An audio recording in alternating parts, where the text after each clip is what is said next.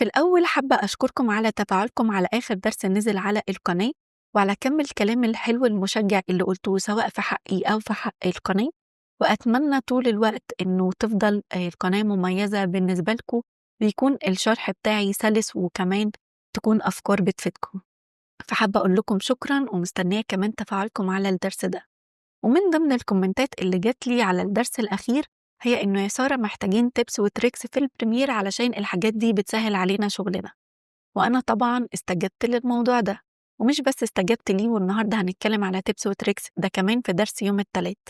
يبقى عندنا المرة دي والمرة الجاية، وتعالوا مع بعض نعرف التيبس والتريكس الخاصة بدرسنا النهاردة.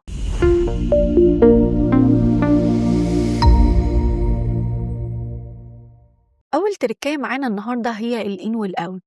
قبل ما تتسرع كده وتقولي يا سارة إيه اللي أنت هتقوليه، يعني ده لا محتاج شرح ولا محتاج إنه في ناس عارفاه وناس مش عارفاه، ده بديهي. هقولك استنى معايا للآخر. أولا كده أنا لو جبت الفيديوهات مثلا بتاعتي اللي هي دي على السيكونس بتاعي فتمام. طيب في العادي بنعمل إيه علشان نعمل إن وأوت؟ باجي من هنا تمام، بضغط على حرف الآي على أساس إن أنا حددت الإن، ومثلا هنا هحدد الأوت من حرف الأو، وعايزة أشيل الإن والأوت بتاعي بضغط كليك يمين وأقول له كلير إن أند أوت. فلغاية كده ده تمام وكلنا عارفينه، بس أنا هخليك تعمل إن وأوت بضغطة زرار، وكمان هخليك تشيل الإن والأوت بضغطة زرار تانية. هقولك إزاي. لو أنا جيت مثلا هنا تمام على الفيديو ده عايزة أعمل عليه إن وأوت، الفيديو ده بس مش كل البروجكت بتاعي، فهعمل إيه؟ هسلكت عليه إن أنا هقف عليه بالشكل ده، وعلى حرف الظا اللي في الكيبورد هضغط عليها، أعمل لي الإن والأوت بضغطة زرار على الفيديو ده. طيب لو عايزة مثلا على الفيديوهات دي كلها أهو، هسلكت عليهم وحرف الظا، سهلة جدا. طيب لو أنا مثلا عايزة الفيديوهين دول، حرف الظا أهو، زي ما انت شفت ضغطة زرار واحدة بتعمل لي الإن والأوت بكل سهولة، بدل ما اقعد أدور على الأي والإن، الأي قصدي والأو. طيب وبعدين عايزة أعمل كلير، هل هاجي هضغط كليك يمين وأقول له كلير إن أند أوت؟ هقول لك لأ. كل اللي عليك إن أنت هتعمل إيه؟ هتيجي من إيديت، تنزل على الشورت كاتس بتاعتنا تمام، هيفتح لي.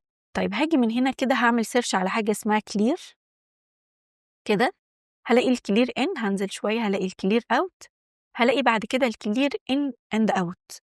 أنا عن نفسي بخليها اللي هي النقطة اللي هي حرف الزين اللي جنب الظا اللي هي في الكيبورد. طيب انت عندك هتخليها، هتلاقي ان هي معمولة اختصار تاني غير ده. انا كل اللي عملته ان انا جيت هنا تمام، عملت لغيت حرف لغيت الشورت كات اللي كان معمول، وضغطت على حرف الزين اللي هو النقطة، وبعد كده بقول له اوكي. فبالتالي هاجي هنا من حرف الزين هيعمل لي كلير ان واوت. يبقى عندي زرارين في الكيبورد، واحد بيعمل لي ان واوت بضغطه، واللي جنبه على طول بيشيل الان والاوت. نجرب اخر مره اهو، مثلا انا مثلا هعمل عليهم كلهم ان واوت، حرف الظا تمام، عايزه اشيل الان والاوت، حرف الزي. الموضوع سهل وبسيط ووفر عليا وقت. وتعالوا مع بعض نعرف التركية التانية. التركية التانية معانا هي سهلة وبسيطة، وباين ان هي مثلا ملهاش استخدامات قوي، بس انا بصراحة بتفرق معايا جدا، وعلشان كده حبيت اشارككم بيها. اولا كده انا لو جيت على الفيديو ده وضغطت عليه دبل كليك هلاقيه فتح في السورس مونيتور عندي. طيب انا دلوقتي مثلا حددت هنا الان وهنا مثلا الاوت الجزء ده، فبالتالي اتقسم معايا تحت وده تمام، ما عنديش اي مشكلة منه. فانا باجي بقى هأدت على الفيديو وهركز بقى في البروجرام بتاعي، فهضغط كده بصوا ده شغال عندي، ودي واقفة، دي أنا مش شغال عليها، أنا خلاص خلصت المهمة بتاعتي هنا. طيب أنا دي في الحالة دي بصراحة بتضايقني، بحس إنه يعني مشتتة، وخاصة بقى إنه هنا بيفضل واقف عند نفس الجزء هنا. لو مثلا غير المشهد لمشهد تاني أو أشخاص تاني اتغيرت، فتحس إنك متلخبط وكأنه نفس الفيديو بس فتح 2 تاب كده متلخبط. المهم اختصارا لكل ده بعمل إيه علشان أقفل هنا؟ لو جيت أعمل أي حاجة مش هلاقيها بتتقفل، غير إن أنا ممكن أجي من هنا تمام، مثلا أنا فاتحة هنا ممكن أقفل بقى السورس مونيتور كلها. طب ما ده مش واضح، كل اللي هعمله هضغط كليك يمين وأقول له كلوز أول، اتقفل كله، والسورس مونيتور عندي موجودة زي ما هي، ما شلتهاش من الورك سبيس بتاعتي. فمثلا بدل ما هاجي أضغط هنا دبل كليك فالاقيه ظاهر عندي بدل ما هقول له كلوز بانل بالشكل ده وهو اتقفلت من عندي، اجي بقى من ويندو هقول له عايزه السورس مونيتور فين اهو، فهلاقيه ظهر وبرده معايا. طيب ايه اللي عملته؟ لا، كل الفكره ان انا هضغط كده وهقول له كلوز اول، اتقفل من غير ما السورس مونيتور يتشال من عندي. دي كانت التركية التانية. تعالوا بقى نعرف التركية التالتة.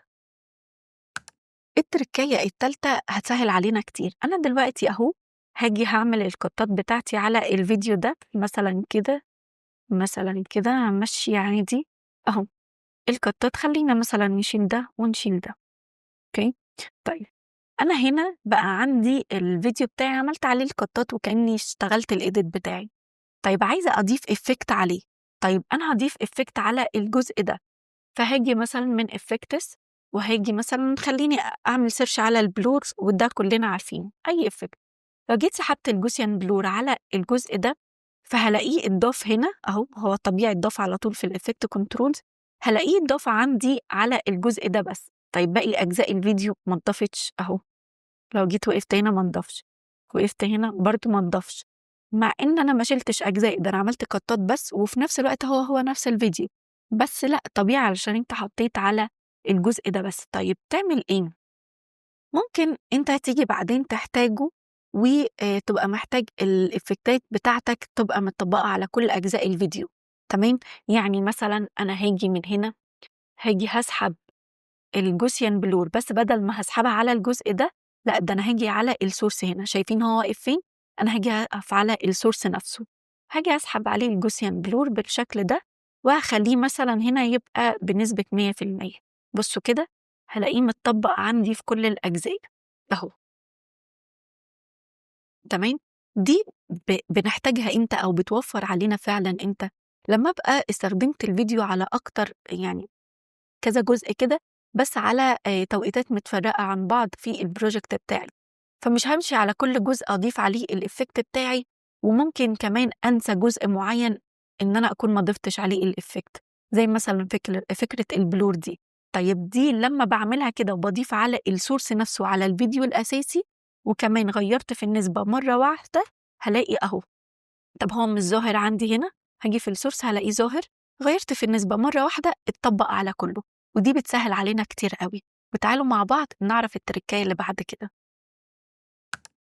طبعا بالنسبة للتركاية اللي فاتت، لو أنا حبيت إن أنا أشيل الإفكت من على كل الفيديو هضغط عليه من هنا من السورس، عشان زي ما قلت لك مش هتلاقيه هنا في الجزء ده، لكن من السورس عادي هضغط عليه كده وأقول له ديليت، هيبقى اتشال معايا في كل الأجزاء. طيب بالنسبة للتركاية بقى الجديدة إيه؟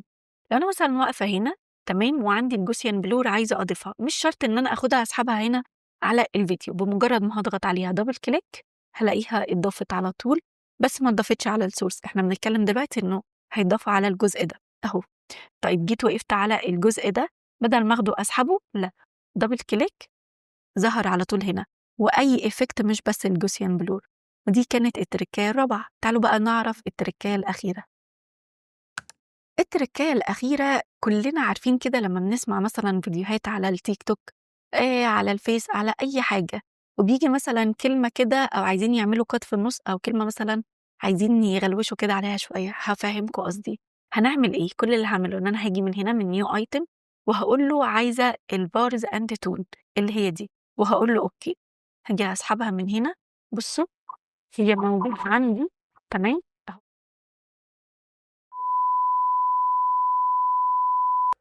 من غير بقى ما تدوّر عليها وتبقى مش عارف اسمها إيه وتقعد تداونلود وتطبّق وتعمل، لأ هي موجودة كده في البريمير، فوارد أنت أصلًا ما تكونش تعرف حاجة زي كده. ودول كانوا ال5 تريكات بتوعنا النهارده، أتمنى تكونوا استفدتوا، ولو عجبكم الدرس ما تنساش تعمل لايك وسبسكرايب علشان يوصلك كل الفيديوهات الجديدة، وسيب لي كومنت كده علشان الحاجات دي بتخلّي الفيديو يتنشر بشكل أسرع، وفي نفس الوقت الكلام ده بيشجعني أنا جدًا.